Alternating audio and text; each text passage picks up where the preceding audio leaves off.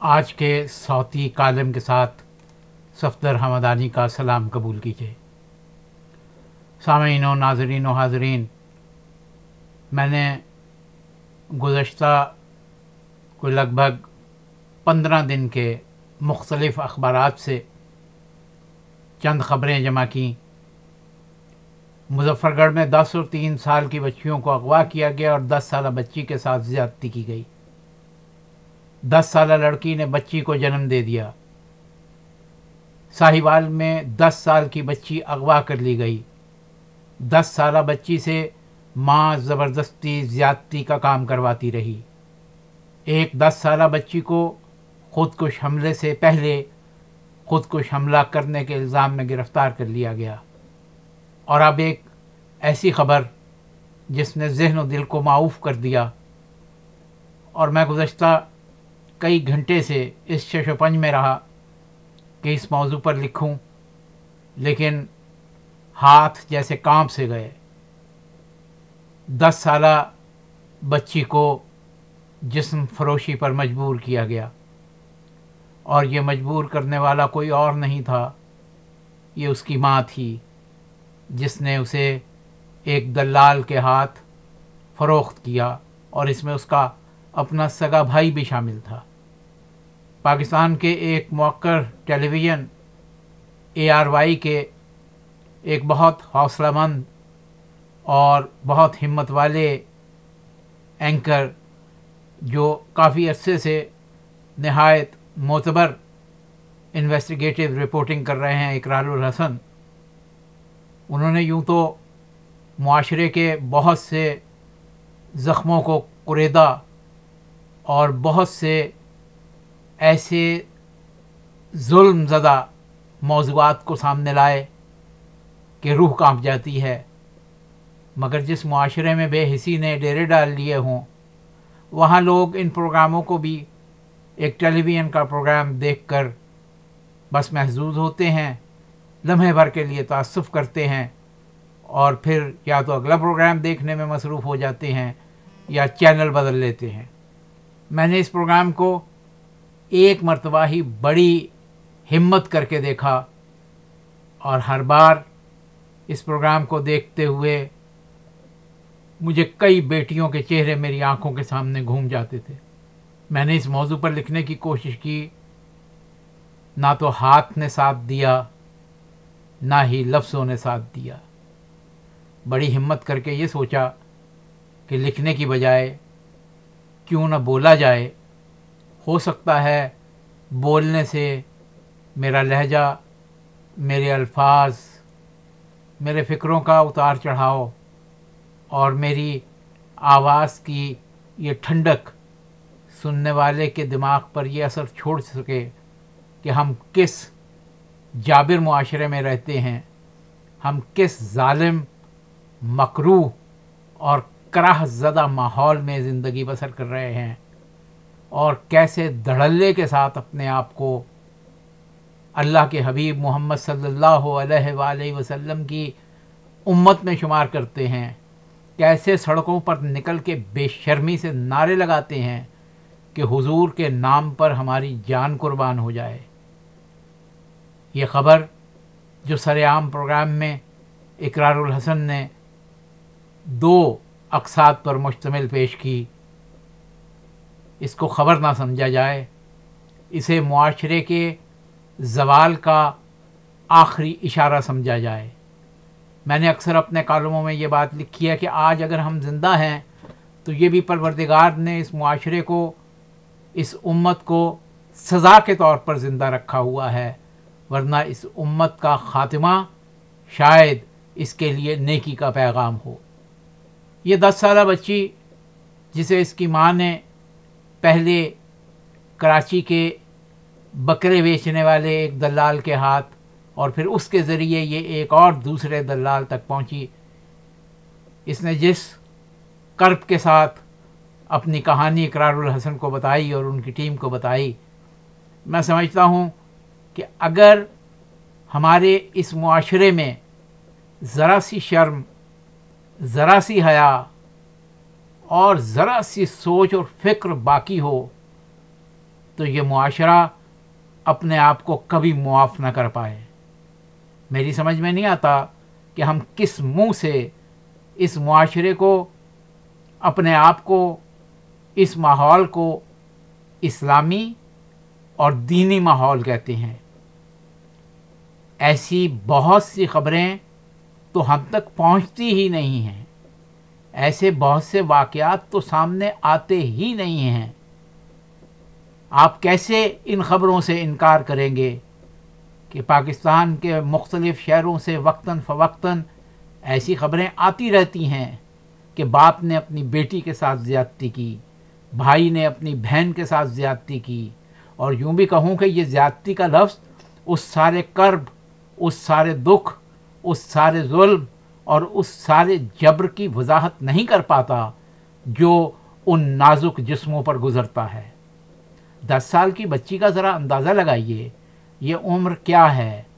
گڑیا سے کھیلنے کی عمر ہے، اپنے خواب بننے کی عمر ہے، اپنی ماں کے چہرے میں نگاہیں پیوست کر کے محبت کا انعکاس کرنے کی عمر ہے، باپ کے گلے میں باہیں ڈال کر محبت کو فروغ دینے کی عمر ہے، بہن بھائیوں کے درمیان بیٹھ کر کھیلنے کی عمر ہے۔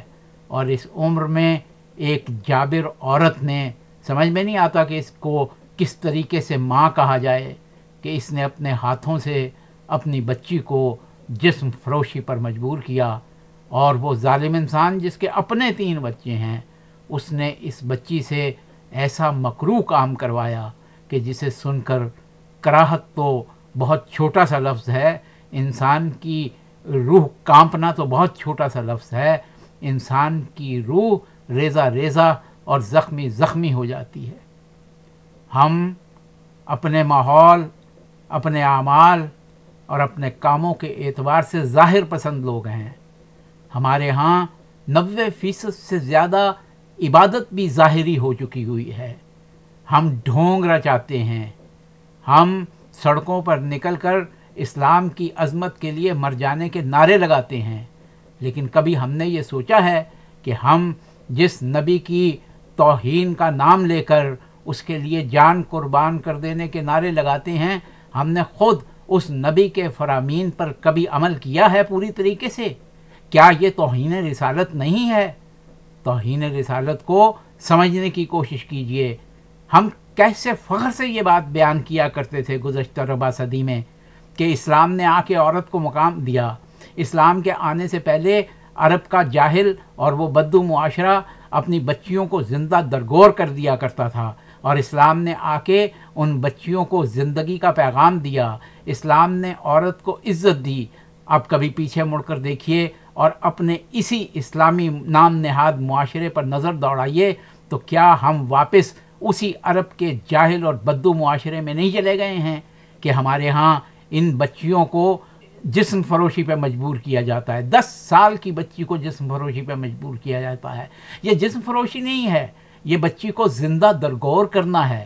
یہ وہی حالت ہے جو اسلام کے آنے سے پہلے کی بیان کی جاتی ہے۔ کیا ہم اپنے آپ کو مسلمان کہنے میں حق بجانب ہیں؟ کیا ہم نے نبی کا کلمہ پڑھ کے کیا نبی کی توہین نہیں کی ہے؟ کیا ہم نے اس دین کی توہین نہیں کی جس کے بارے میں کلام پاک میں پروردگار عالم نے ارشاد فرمایا کہ میں نے تمہارے لیے اسلام کو دین کے طور پر پسند کیا؟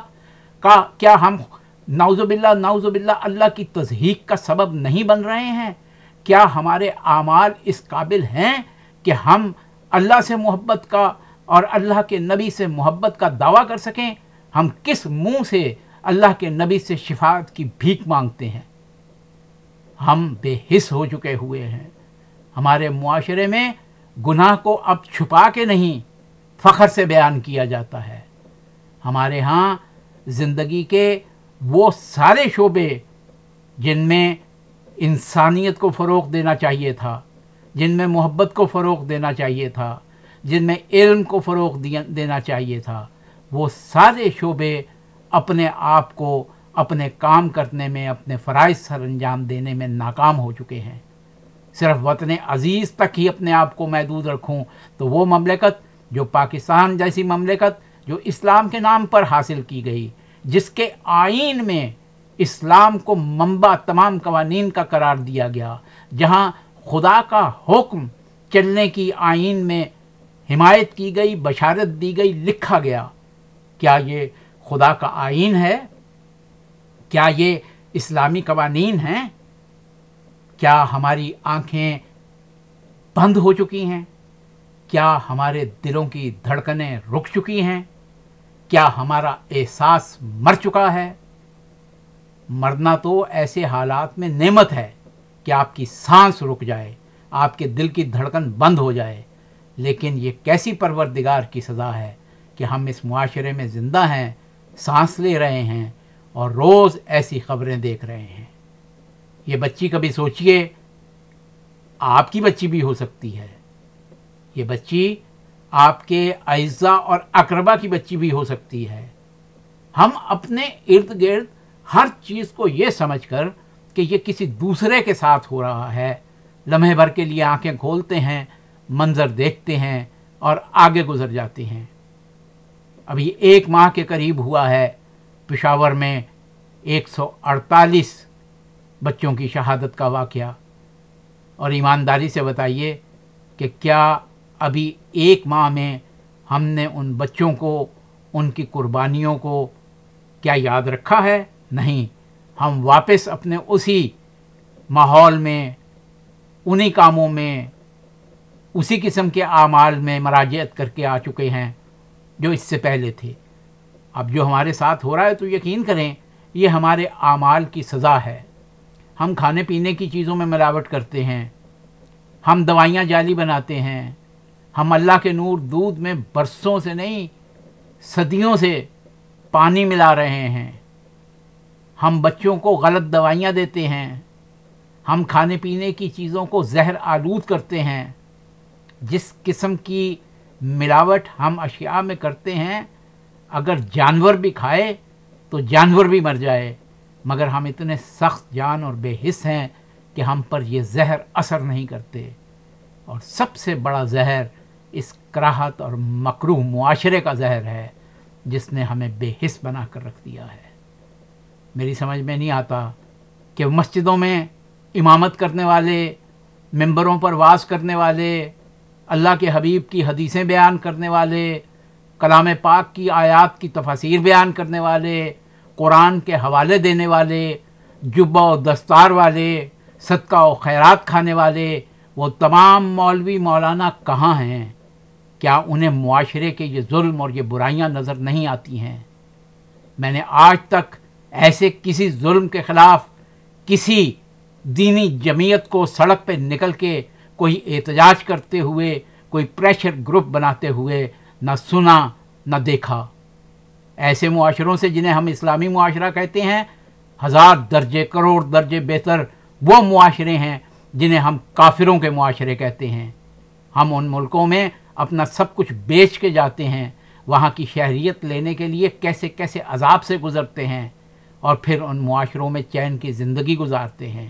ان معاشروں کے عمل دیکھیے، ان معاشروں کے قوانین دیکھیے، تو یہ سارے کے سارے وہ ہیں جو اسلام کی روح ہیں۔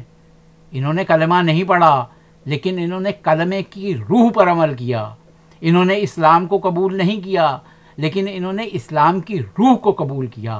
ہم نے کلمہ پڑھا اور کلمے کی تصحیح کی، ہم نے اسلام کو اسلام کہا اور اپنے آپ کو مسلمان کہا، اور اسلام کی بھی تصحیح کی اور مسلمان کی بھی تصحیح کی۔ یہ سارا نوحہ اس معاشرے کا ہے جو اپنے آپ کو اسلامی معاشرہ کہتا ہے۔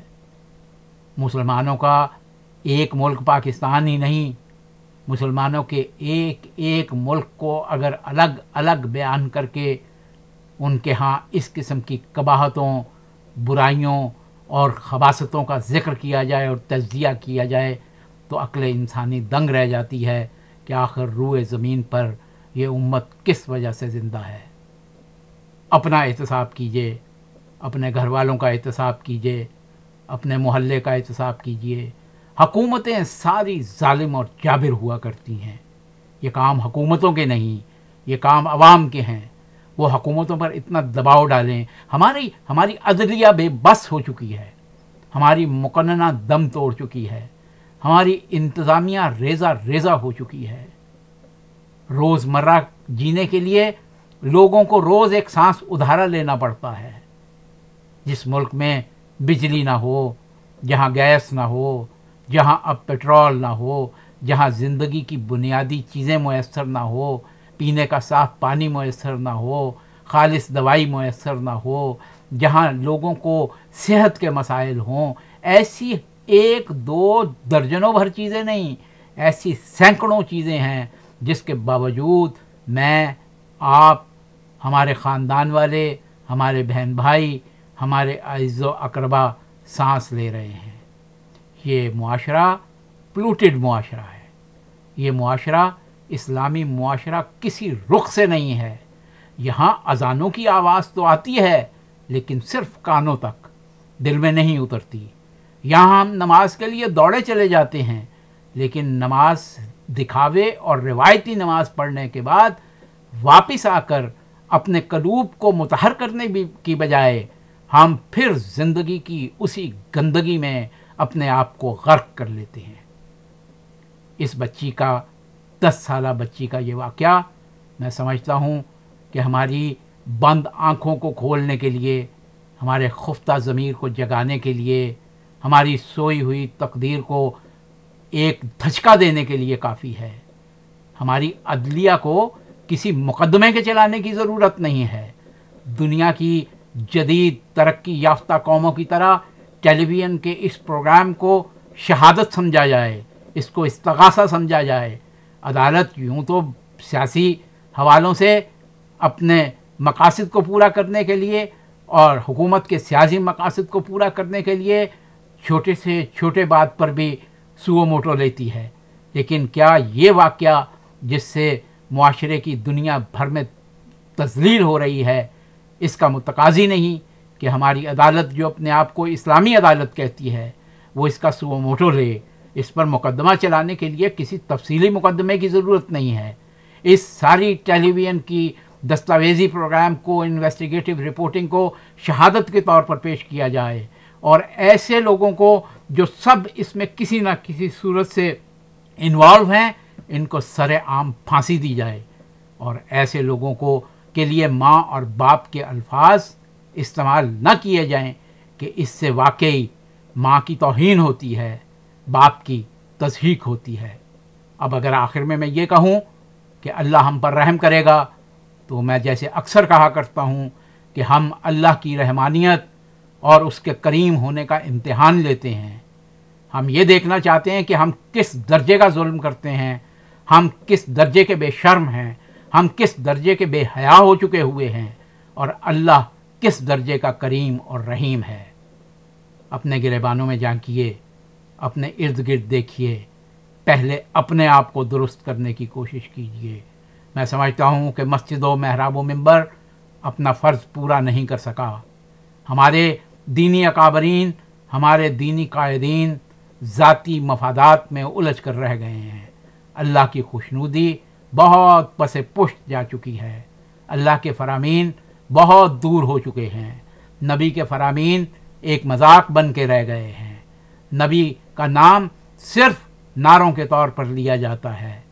ایسے میں ضرورت اس امر کی ہے کہ اگر واقعی ہم اپنے آپ کو اسلامی معاشرے کا فرد سمجھتے ہیں تو ہمیں اسلام کی روح کو پہچاننا ہوگا، اور اسلام کی روح کے مطابق وہ لوگ جو چاہے ہمارے بہت قریبی گھر والے ہوں، اس قسم کا اگر ظلم کریں، اور اسی طرح سے معاشرے میں رہنے والے یہ لوگ اگر اس قسم کا ظلم کریں تو انہیں گریبانوں سے پکڑا جائے اور انہیں قرار واقعی سزا دی جائے.